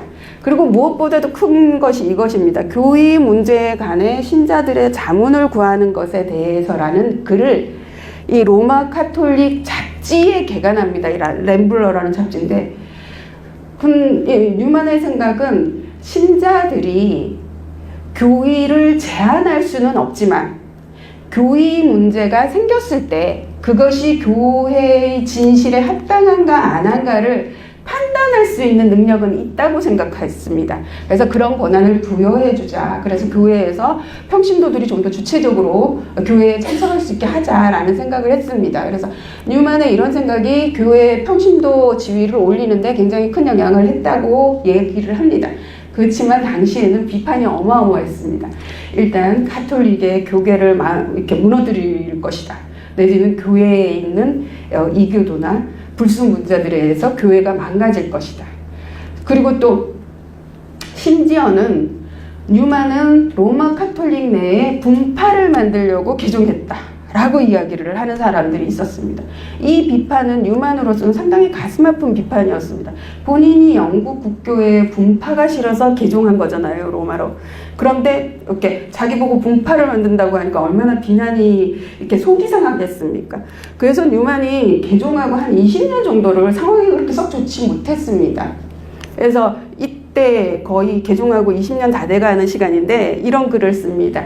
신교도일 때 나의 종교는 황량했지만 내 삶은 황량하지 않았다 입니다. 그런데 카톨릭이 된 지금 내 삶은 황량하다라고 씁니다. 그만큼 이 카톨릭으로서의 삶이 만족스럽지 못했습니다. 너무 많은 비난도 경험하고요.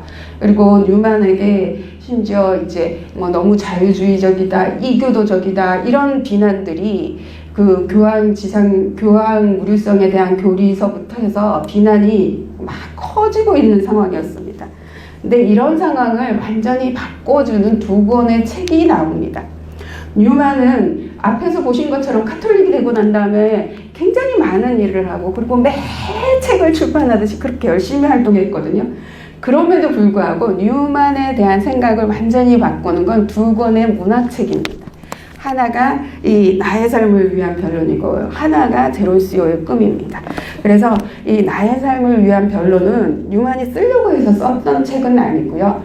이 킹즐리라는 분이 아까 제가 말씀드렸던 그 영국 국교 그 다인의 진화론을 제일 먼저 받아들였다는 그분이 어떤 서평을 쓰면서 책에 서평을 쓰면서 이런 이야기를 합니다.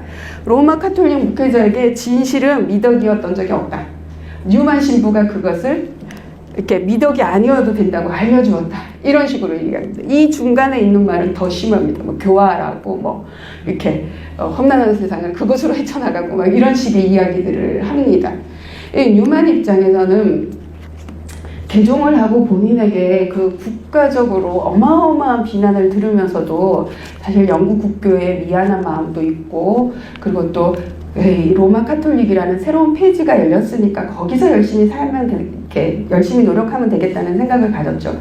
근데 개종하고 이제 거의 20년이 된 상황에서 본인은 이제 한 수도회를 이끄는 사람이고 학교의 교장이고 뭐 이런 식의 사람인데 이런 식으로 본인을 비난하고 싸잡아서 로마 카톨릭 목회자를 이렇게 비난하고 이렇게 되니까 이제는 내 얘기를 해야 되겠다라는 생각을 합니다. 그래서 뉴만이 이 책을 일주일에 한 개씩 소책자를 발매합니다. 그래서 매주 7개를 연속해서 발매해서 그 모은 것이 이 책의 본문입니다. 이만큼입니다. 이렇게 많은 양, 적은 양이 아니거든요. 이것을 이렇게 발매를 이렇게 이제 묶은 것이 이제 책이 되는 거죠. 일주일에 한 개씩 이거를 이렇게 계속 썼다는 얘기는 이분이 글을 얼마나 달필로 빨리 잘 쓰는지를 알 수 있죠. 그리고 그 상태 그대로 제본한 책이 지금 이것입니다. 그래서 이 책이 여기 이제 첫 페이지에 보면 1833년 이렇게 되어 있거든요. 옥스포드 운동을 시작한 그때부터 본인이 지난 30년간의 종교적인 여정들을 담았습니다. 근데 책이 이렇게 자서전적인 책이 이렇게 구체적인 시간을 쓰고 지난 역사적 시간을 정확하게 밝히고 그리고 계속 실명으로 사람을 거론합니다. 그래서 그런 식으로 실명을 거론하게 되면서 차분히 쓰는 글은 대체로 사람들에게 이 글이 굉장히 솔직하게 정직하게 쓰였다는 인상을 주게 됩니다. 그러면서 이 책을 읽은 많은 사람들이 이 책이 그래서 굉장히 어마어마한 인기를 끌게 되거든요. 소책자부터 해서. 왜냐하면 한 종파의 지도자들이 붙었잖아요. 그런데다가 이 뉴만의 이야기를 듣고 싶어 하는 사람들도 너무 많은 겁니다. 그래서 이것을 많은 사람들이 읽고 난 다음에 이 사람들의 생각이 뉴만에 대한 생각이 바뀝니다. 그러니까 로마 카톨릭은 싫지만 뉴만은 언제나 진실했고 언제나 솔직했으며 자신의 양심에 따라서 행동해서 자신이 영적으로 만족하는 것을 찾아간 사람이다 라는 생각을 하게 됩니다. 그래서 뉴만은 영적으로 존경할 만한 깊이를 갖춘 사람이라는 인식이 영국에 생기게 됩니다. 그래서 영국에서 최소한 드러내놓고 뉴만을 욕하는 사람은 이제 없어질 만큼 뉴만에 대한 생각을 완전히 바꿉니다. 그래서 이 책은 지금까지도 이 영적 자서전 분야에서는 아우구스티누스의 고백록 다음으로 훌륭하다고 하고요. 영어로 쓴 것 중에서는 최고라고 이야기를 합니다. 그리고 또 19세기에 어떤 자기를 증명하는 많은 변론들이 유럽과 영국에서 다 출판됐는데 자신에 대한 생각을 완전히 바꾸는 세간의 세평을 완전히 바꾸고 자신의 입지를 세우는데 도움이 됐다는 측면에서 가장 성공한 변론으로 봅니다. 그만큼 뉴만의 입장을 완전히 바꾸어줍니다. 최소한 영국에서. 그래서 근데 여기 이제 로마를 개종한 다음에 자신의 상황도 쓰잖아요. 근데 여기서 내 마음에는 이제 어떤 불안도 없고 나는 이제 완벽하게 평화와 안락함 속에 있다라고 이 책에다가 씁니다. 그런데 당시 영국에는 사람 머릿수만큼 종파가 많다는 말이 있을 만큼 종파가 많았습니다. 그런데 이 개인주의적인 이 태도들이 이렇게 널리 전파되면서 자기 내면을 자꾸 들여다보고요. 그리고 자기가 옳은가, 자기는 똑바로 살고 있는가에 대해서 자꾸 점검하는 데다가 또 그 생각들을 이렇게 드러내놓고 토론하고 발표하고 이야기하는 자유주의적인 분위기들이 굉장히 커지게 되면서 많은 젊은이들이 나는 과연 옳게 믿고 있는가? 내가 있는 곳은 옳은 곳인가? 라는 그런 불안, 의심, 이런 회의, 이런 것들을 갖고 있었습니다. 이들이 이 책을 보고, 나도 뉴만처럼 개종을 하면 마음이 편안하고 안락해지겠구나 라는 어떤 판타지적인 믿음을 갖게 되죠. 그래서 영국에서 다시 한번 아주 엘리트의 지적인 이렇게 영적 고민들을 많이 하는 젊은이들이 로마 카톨릭으로 다시 한번 개종하는 물결이 일어납니다. 그래서 영국에서 일어난 모든 로마 카톨릭으로의 개종은 뉴만 탓이라고 이야기를 하는 겁니다. 그리고 이제 뉴만도 이 책이 이만큼 성공한지고는 본인도 놀랄 정도로 이 책이 성공을 합니다. 그래서 내친 김에 책을 하나를 더 출판하죠. 이게 제론시오의 꿈이라는 건데 이거는 뉴만의 연옥시라고 그러는데 시입니다. 이제 한 편의 시인데 이렇게 멀리서 좀 안 보이시겠지만 어쨌든 영혼, 천사 이렇게 해서 등장인물이 있습니다. 마치 연극대본처럼. 그거를 이렇게 이제 대사를 시로 쓴 거를 보통 극시라고 하거든요. 저희들은.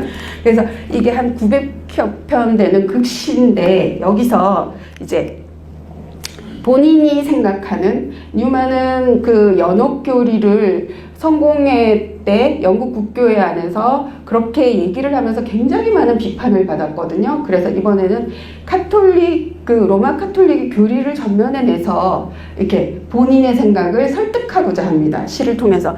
그래서 이 줄거리는 아주 간단합니다. 이렇게 제론시오라는 늙은 사람이 이제 죽을 때가 되어서 신부가 옆에서 이제 성사를 보고 사람들이 기도를 하고 그래서 죽는 그 순간에 신체에서 영혼이 바로 빠져나가고 어떤 우주 무한 공간으로 가게 됩니다. 근데 동시에 기도하는 소리도 같이 들리는 그런 신비로운 경험을 하면서 되게 두려움에 떨게 되죠.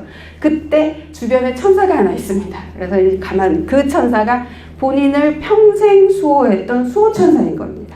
그래서 이 수호천사가 이렇게 길을 안내하면서 그러니까 악마들의 속삭임도 이렇게 경계하게끔 가르쳐주고 두려움을 없애주도록 옆에서 계속 이야기를 해주고 그리고 주변에 많은 천사들이 노래해주고 기도해주면서 이 제론시오를 마음을 편안하게 해줍니다. 그러면서 최후의 심판까지 갑니다. 그래서 신을 보고 그리고 난 다음에 제론시오가 연옥에 들어갑니다.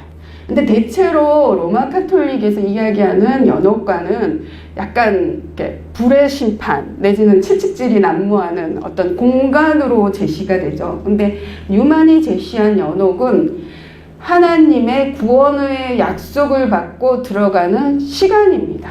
그래서 그 시간 동안 아주 어두운 곳에서 홀로 조용히 기도하면서 자신의 영성을 회복하고 그리고 진정으로 구원을 청하며 하나님이 구원을 해주시는 그런 시간으로 주어집니다.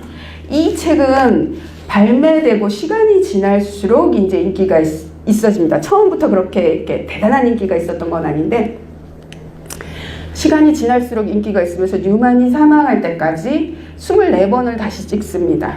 그리고 뉴만이 사망하고 난 다음에도 계속 출판을 하면서 당시 영국에서 세계적으로 자랑하는 세계적인 작곡가는 엘가가 거의 유일했거든요. 우리나라에서 사랑의 인사 그걸로 유명한 작곡가죠.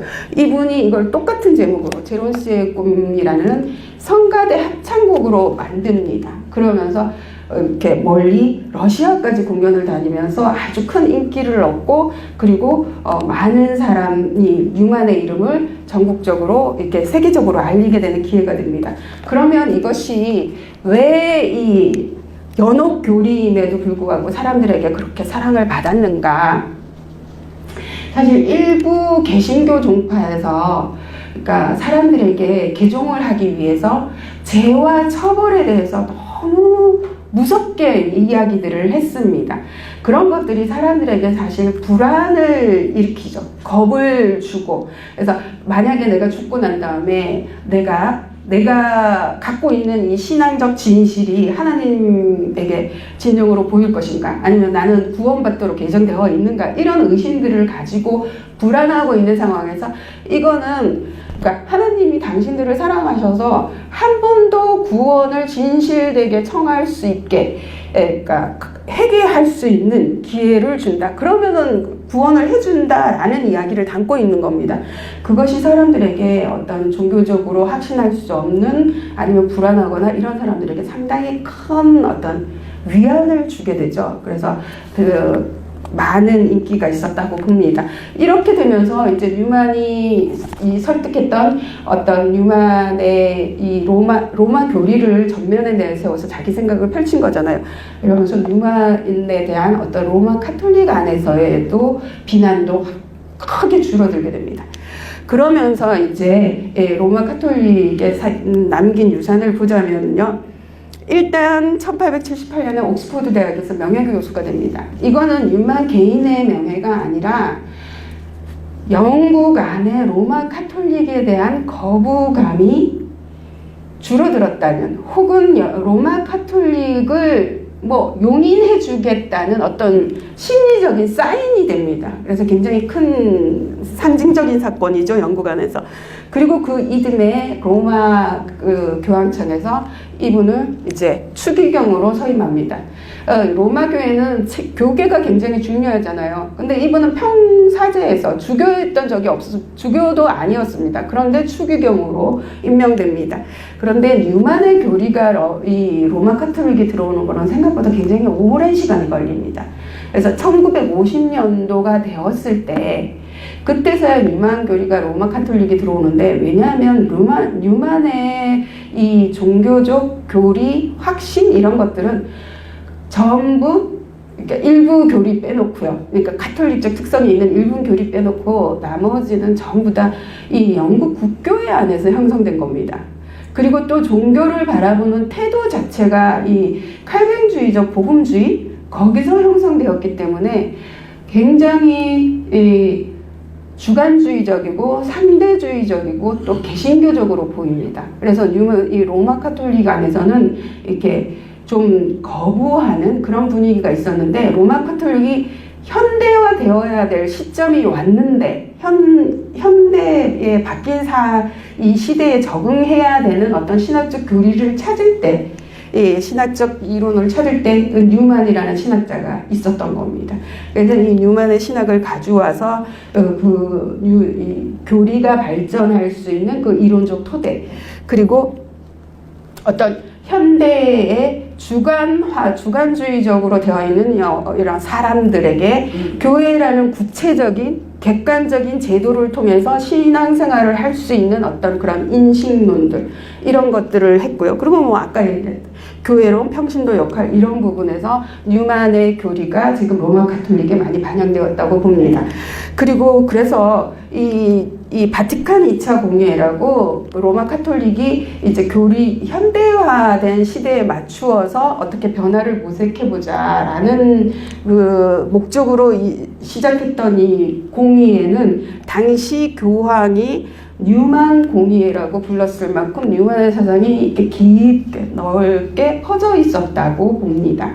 그런데 그래서 이러저러한 일들을 다 해서 지난 19세기에 인간이 어떤 영적 여행을 했는가 뭐 이런 것들을 보여준다고 해서 2019년도에 로마 가톨릭이 뉴만을 시성했습니다. 그래서 뉴만은 이제 세인트입니다. 성인입니다. 그래서 뉴만에 대한 어떤 연구들은 좀 더 이렇게 한 방향으로 가지 않을까 하는 생각도 합니다. 이제 성공회에 남긴 유산은요, 앵글리카니즘이라고 지금 성공회 혹은 성공회주의라고 부르는 앵글리카니즘이라는 이 단어는 뉴만이 만든 겁니다. 뉴만이 당시 이 로마 카톨릭주의를 찬성하는 것이 아니냐라는 비난이 너무 많으면서 그때 우리는 로마주의와 다른 영국만의 생각들을 가지고 있다라는 말로 만든 것이 앵글리카니즘입니다. 이 말이 지금 성공회주의를 이렇게 표현하는 말로 그대로 사용되고 있습니다. 그리고 두 번째 이제 앵글로 카톨릭주의 혹은 의례주의라고 부르는 것이죠. 이것을 지켜내는 데는 사실 퓨즈의 공이 어마어마하게 컸습니다. 그럼에도 불구하고 이 옥스포드 운동이라는 전국적인 운동으로 앵글로 카톨릭주의를 퍼져나가게 만드는데 뉴만의 공이 상당히 컸죠. 그리고 또 뉴만이 주장했던 어떤 신학적인 완성된 교회 그러면서 그렇게 해서 리얼리티, 구체성이라든가 힘이 살아있는 교회라는 뉴만이 주장했던 어떤 이상들 이런 것들이 오늘날 이렇게 성공회에 남아있고요. 그리고 성공회에 제가 본 거는 2015년도 성가집이었습니다. 지금은 어떤 걸 쓰는지 모르겠는데 거기에 보면 297번에 지극히 높고 거룩한이라는 노래가 있습니다. 그 노래는 이제 이 제론시오의 꿈의 1부에서 1장에서 이렇게 따서 이렇게 3절로 만든 노래입니다. 그리고 또 557번은 여러분들이 아신 아까 말씀드렸던 이끌어 주셔서 친절한 빛이요. 그 노래입니다. 그래서 내 갈 길은 멀고 밤은 깊은데라고 두 번째 행에 따온 것입니다. 근데 제가 본 한 해는 로마 카톨릭의 찬미가 집에는 뉴만의 노래가 없었습니다. 우리나라에. 그래서 제가 이렇게 이제 아마도 이 노래가 안 들리지 싶은데 이거 하나만 들어보고 질의응답할까요? 거기 이끌어 주셔서 친절한 빛이야 한번 봐주십시오. 이 노래가 가장 유명하니까요. 예, 영어로 부르는 거 한번 들어보겠습니다.